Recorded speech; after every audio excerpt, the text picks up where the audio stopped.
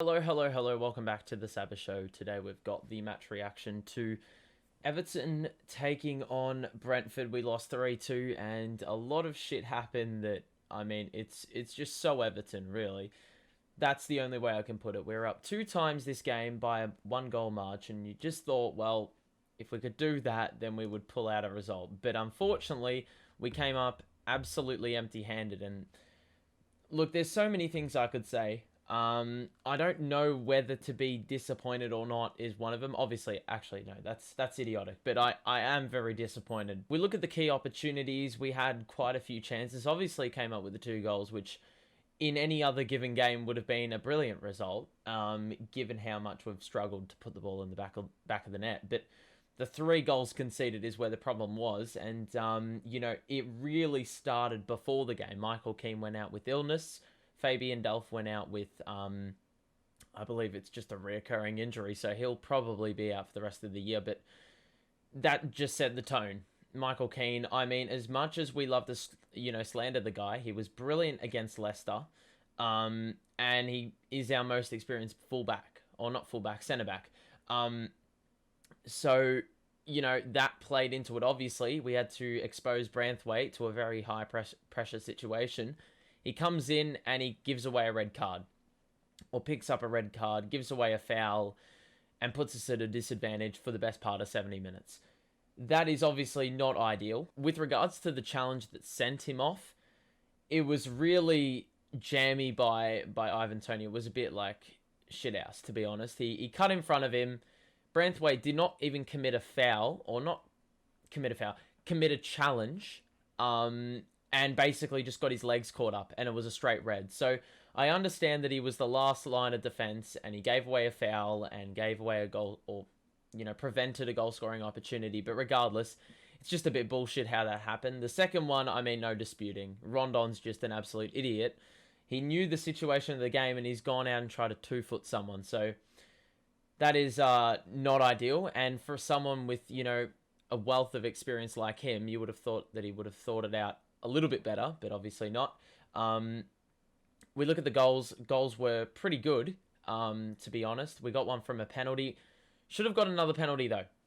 The one that actually led to Branthwaite's red card, it was a penalty. You could literally see him getting yanked by the jumper, blatantly, right in front of the referee, right in front of his sight, and he still didn't do anything. VAR didn't look at it, nothing.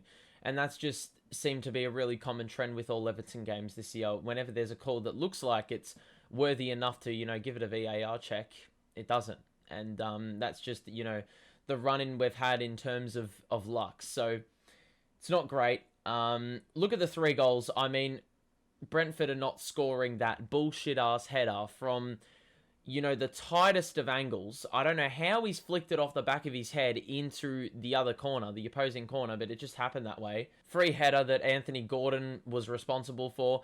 That was just shithouse, and Seamus Coleman.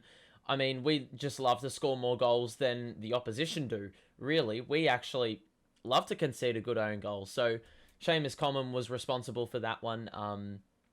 Mind you, yeah, it's just absolutely shit. When you look at all the key moments in this game, a lot of things could have been prevented. A lot of things could have been, it could have gone a different way, but it didn't.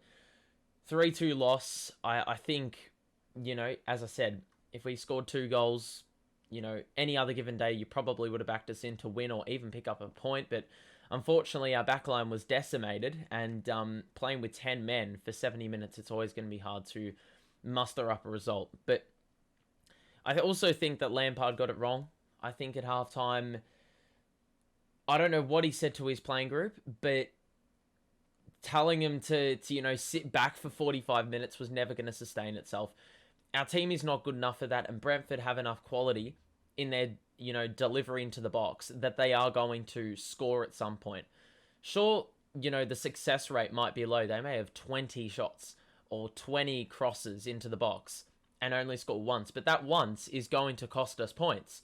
So I think it should have been about limiting the opportunities and actually trying to go for a winner, go for the 3-1, instead of, playing it safe and being content with the 2-1. I do understand that the situation probably made it really difficult for that to happen, but In the second half, we did have a few opportunities, even with one less man on the pitch. So, it's an interesting one. It really is.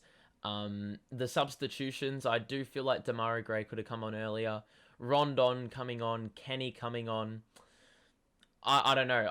I mean, there was no fix for Branthwaite getting sent off because we had no centre halves on the bench. So, yeah, that was always going to be a huge problem. But, yeah, I just can't fathom the fact that some VAR calls should have gone our way. We picked up 2 red cards. We're up, by a goal twice and still managed to lose. It's happened a couple times this season where we've had that winning position and choked it. I don't think it was a pressure thing. I think it was just the circumstances coming into play. Having one less man or, 2 less men than your opposition is always going to prove a disadvantage. And Brentford were able to pick us apart. So it's a problem. As for our, squad rotation situation for the next game, I mean, it was good to see DCL and Andre Gomez back, but Gomez just can't pass the ball for his life. And DCL, I mean, I don't know if the goal goes down as his. It does go down as his in the first bit, but he basically took that goal off Richarlison. I don't know how much it would have affected, the outcome of the goal if DCL didn't touch it, but regardless, it's a loss. It doesn't matter.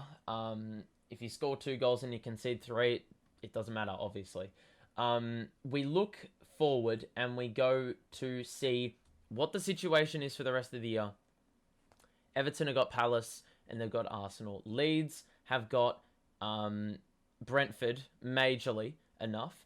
And Burnley have got Newcastle and Villa. So I would back Burnley to pick up at least 2 points. So I think they will go above us, provided we don't pick up any more points. But you look at, the results we've been able to come up with in the last few 4 or so fixtures, and you just think, well, surely it's got to come from either Palace or Arsenal. We've actually picked up 3 points against Arsenal at home, so I don't know if that's going to, we're going to get the same vibes out of that, but, we have surprised quite a few with those wins against Chelsea and Leicester, so I wouldn't be surprised to see it happen again.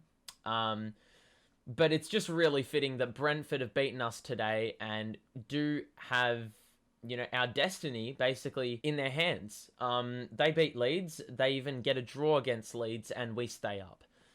Brentford decide to lose against Leeds and we're all of a sudden in a little bit of trouble. So that means that, we're basically in charge of our destiny. So Brentford can do us a favour after they stitched us up here. But regardless, we can't rely on that. We can't have that thinking. But yeah, it's not ideal at all. Watford and Brentford, 2 opportunities for different reasons. Winning position, shit team, rollout, and we still weren't able to get more than 1 point out of 6. So that's Everton for you. Losing to Brentford, drawing to Watford, beating Chelsea, beating Leicester. I mean, it doesn't really make any sense to me. But regardless, I'm sitting on the edge of my seat now. It is going to come down to the absolute wire. We're going to have to wait till next weekend to see if Leeds can save us. But we also can do the job much earlier. And we can, if we can pick up a result against Palace and beat Palace, that'll be it.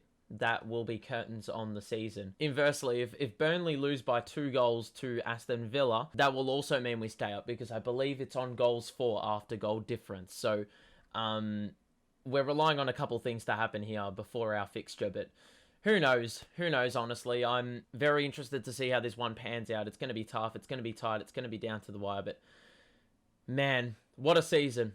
What a season. I hope we stay up. I mean, obviously, we're all praying on it. We looked the goods, so, for the best portion of 45 minutes, and then the second half came around and disappointed us, as per usual, on a number of occasions this season. So that is it from me. Hope you enjoyed this one. Make sure to drop a like and subscribe. I do hope you have a great rest of your day, and I will see you in the next one. Peace out.